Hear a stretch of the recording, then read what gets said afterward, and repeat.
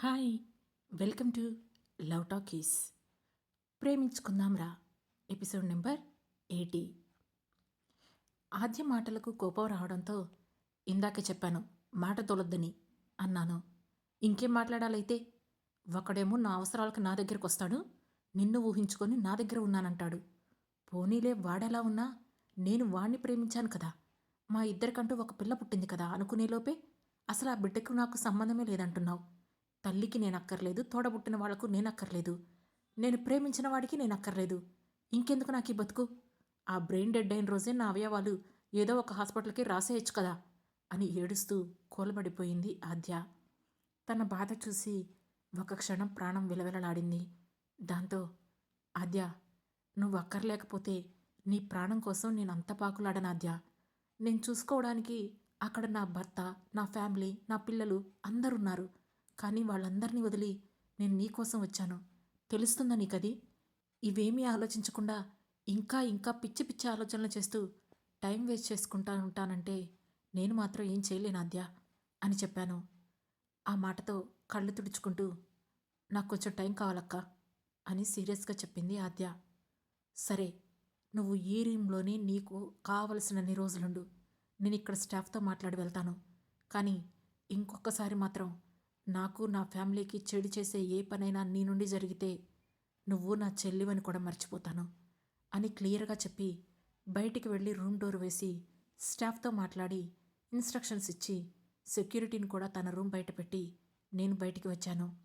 అప్పటికే కార్ దగ్గర వెయిట్ చేస్తున్నాడు అశ్విన్. చాలాసేపటి నుంచి మీకు కాల్ వస్తుంది మేడం అంటూ నా ఫోన్ నా చేతికి అందించాడు. అర్ణవ్ నుండి కాల్స్. అది చూసి ఇతనికేం పోయేకాలం పట్టుకుంది, ఇన్ని ఫోన్లు చేస్తున్నాడు అని తిట్టుకుంటూనే కాల్ చేసి, చెప్పండి అర్ణవ్ అన్నాను. ఎక్కడ శ్రీనిధి అని అడిగాడు అర్ణవ్. బయటే ఉన్నాను సింపుల్గా చెప్పాను. ఆ బయటే ఎక్కడా కొంచెం కంగారు ధ్వనిస్తూ అడిగాడు అర్ణవ్. ఏమైంది ఇప్పుడు? నేను హాస్పిటల్లో ఉన్నాను విసుగ్గా అన్నాను. హాస్పిటలా? ఎందుకు? ఏమైంది? టెన్షన్ వినిపించింది అతని గొంతులో. నాకేం కాలేదు, జస్ట్ చిన్న చెకప్ అంతే అని కవర్ చేసి, ఇంతకు మీరెందుకు కాల్ చేశారు? చిరాకును కంట్రోల్ చేసుకుంటూ అడిగాను. నేను చాలా చాలా అర్జెంటుగా కలవాలి అన్నాడు అర్ణవ్. ఎవరిని? నుదురు చిట్లిస్తూ అడిగాను. ఎవరినో అయితే మీకెందుకు కాల్ చేస్తాను శ్రీనిధి, మిమ్మల్నే అన్నాడు అర్ణవ్. టైం 10:30 అవుతోంది. ఈ టైంలో ఏం ఓపెన్ చేసుంటాయి? ఎక్కడ కలవాలి అని ఆలోచిస్తూ ఉంటే, ఎవరికి డౌట్ రాని ప్లేస్ ఒకటి చెబుతా అన్నాడు అర్ణవ్. ఏం ప్లేస్ అని అడిగాను. NH14 పక్కన చిన్న నార్త్ ఇండియన్ దాబా ఉంటుంది. ఈ టైంలో చాలా రష్గా ఉంటుంది. ఎవరూ మనల్ని గుర్తుపట్టే ఛాన్స్ కూడా ఉండదు. ఎందుకంటే వాళ్ళందరూ ట్రక్ డ్రైవర్లు, క్లీనర్లు మాత్రమే ఉంటారు అని చెప్పాడు. ఆ మాట వినగానే ఒకసారి వెనక్కి తిరిగి అశ్విన్ వైపు చూశాను. ఐ విల్ మేనేజ్ అని కళ్ళతోనే చెప్పాడు అశ్విన్. దాంతో నేను, ఓకే, ఒక 25 మినిట్స్ టైం పడుతుంది నాకు, కానీ మీరు కూడా కొంచెం త్వరగా వస్తారా? నేను త్వరగా బయట పనులన్నీ వైండప్ చేసుకుంటే నాకు కూడా పర్సనల్ లైఫ్ ఉంటుంది కదా అని అన్నాను. ష్యూర్ అని కాల్ కట్ చేసేశాడు. దాంతో తనను కలవడానికి ఆ దాబాకి బయలుదేరి వెళ్ళాను.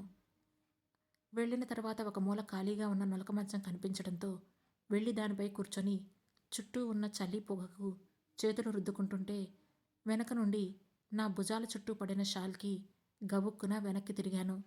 మైకల్ కనిపించాడు. మీరేంటిక్కడ అని ఆశ్చర్యపోతూనే తన చేతిని పట్టుకొని అడిగాను. నీ మీటింగ్ త్వరగా కంప్లీట్ చేసుకో, మనం బయటికి వెళ్ళాలి అని నా అరచేతిని ముద్దు పెట్టుకుంటూ చెప్పి తన హుడీని ఇంకాస్త ముందుకు లాక్కొని వెళ్ళిపోయాడు. తను వెళ్ళిన 2 నిమిషాలకు ఒక వేడి కాఫీ, 4:30 నిమిషాలకు అర్ణవ్ వచ్చారు. ఇంతకీ ఏదో మాట్లాడాలన్నారు?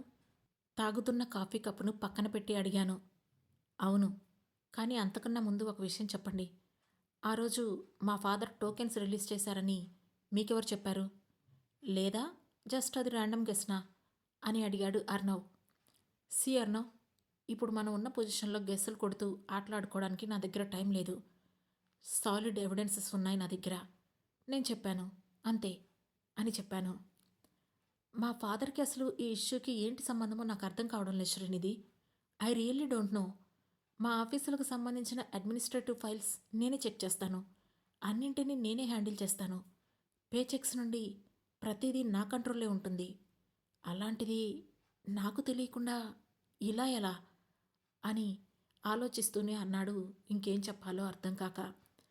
అతని మాటలకు నేనేం పెద్దగా రియాక్ట్ అవ్వలేదు. కానీ ఇందాక మీరు మా ఇంటి నుండి బయటికి వెళ్తున్నప్పుడు మీ నాన్నగారు నాతో మాట్లాడారు. మీరు చూసారా అని అడిగాను. హా, ఏం మాట్లాడారు? నాకు వినిపించలేదు అని అడిగాడు అర్ణవ్. నన్ను కూడా మీ చెల్లి దాత్రిని చంపేసినట్లే చంపేస్తారట కూల్గా చెప్పాను నేను. అది వినగానే అర్ణవ్ నమ్మలేనట్లుగా కళ్ళు పెద్దవి చేసి చూస్తూ, వాట్ నాన్ సెన్స్! మా చెల్లిని డాడీ చంపడమేంటి? ఏ కూతురునైనా తండ్రి చంపుతాడా?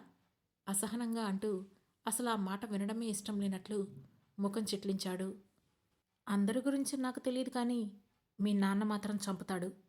మీరు నమ్మినా నమ్మకపోయినా అదే నిజం. నా గెస్ కరెక్ట్ అయితే ఏదో ఒక విషయంలో మీ చెల్లి ధాత్రికి మీ ఫాదర్కి క్లాషెస్ వచ్చుండాలి. అదే విషయం మీద వాళ్ళిద్దరికీ వాదన జరిగి తనని చంపడమో లేదా తనే చనిపోయేలా ఇన్ఫ్లుయెన్స్ చేయడమో చేసుండాలి. ధాత్రి చనిపోయిన తర్వాత ఆ నెపం మైకేల్ మీదకి నెట్టి మీకు తనకి డిస్టర్బెన్స్ క్రియేట్ చేసుండాలి.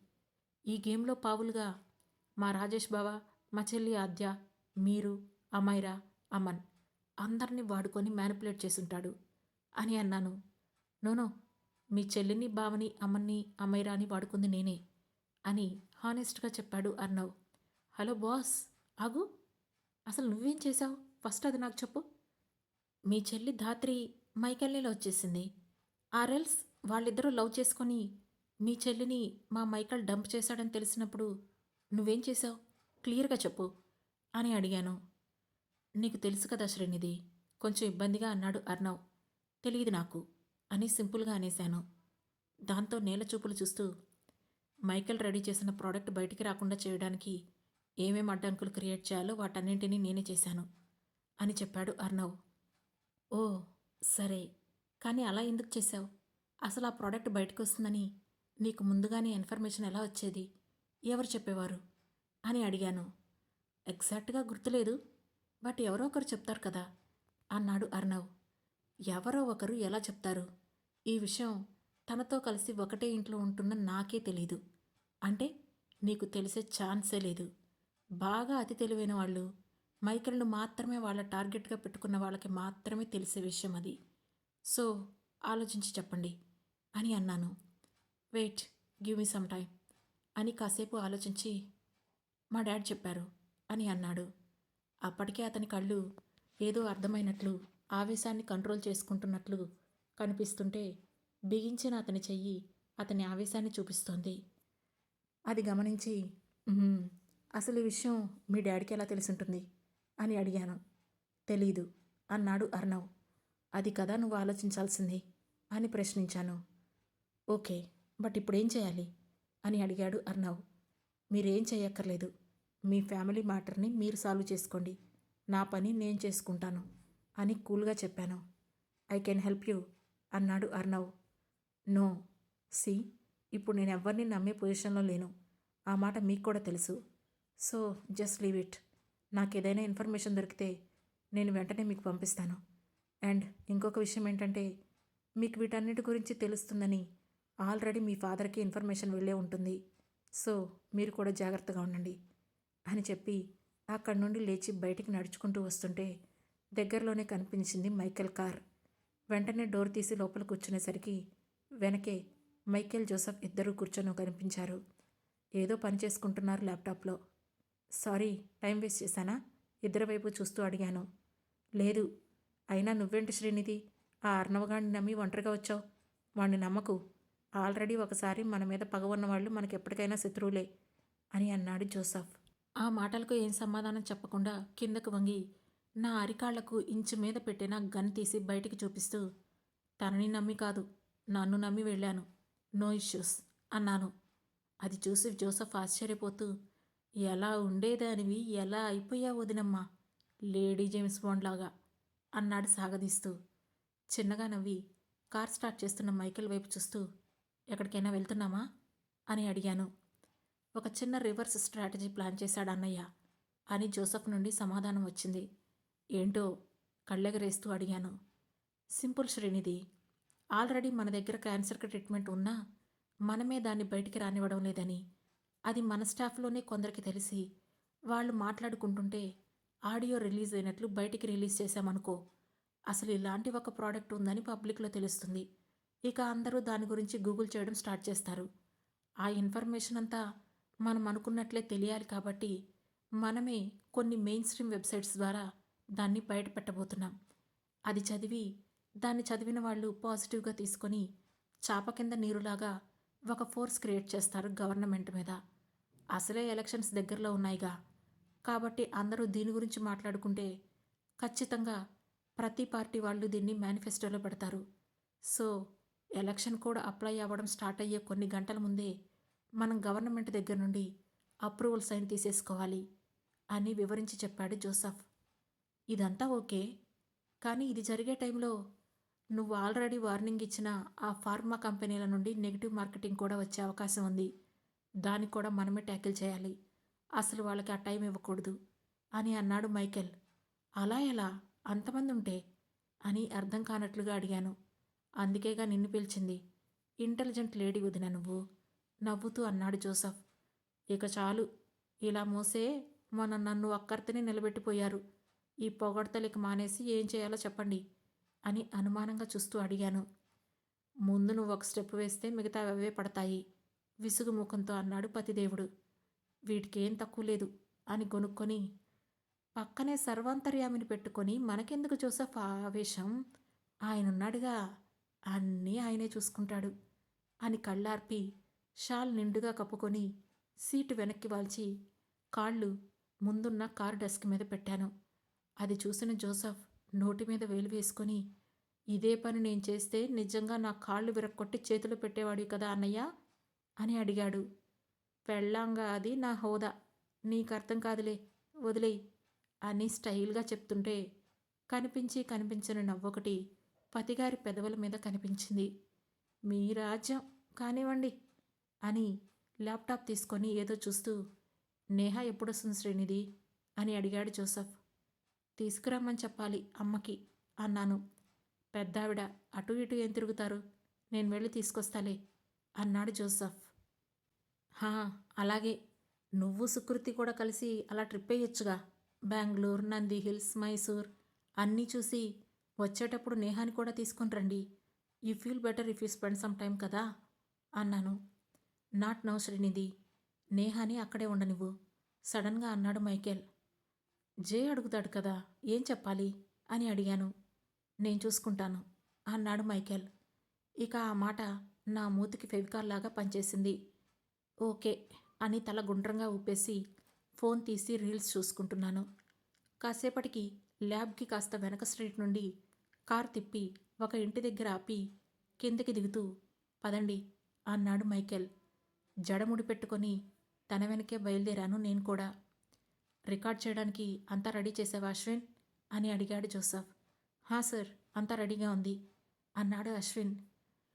వదినమ్మ పదండి అన్నాడు జోసఫ్. ఎక్కడికి ఆశ్చర్యంగా అడిగాను. తమరి వాయిస్ రికార్డ్ చేయడానికి అని చెప్పాడు జోసఫ్. నా వాయిస్ ఎందుకు, ఎవరైనా కనిపెట్టేస్తారేమో అని కొంచెం డౌట్గా అడిగాను. నువ్విక్కడ ప్రెస్ మీట్లు పెట్టి మాట్లాడడం లేదు కదా, ఏం కాదు దా అని చేతిలో స్క్రిప్ట్ పెట్టాడు జోసఫ్. షూరా మళ్ళీ అడిగాను. కొంచెం వాయిస్ మాడ్యులేషన్ పెట్టు, బెటర్ ఏదైనా స్లాంగ్ ట్రై చేయి అన్నాడు మైకేల్.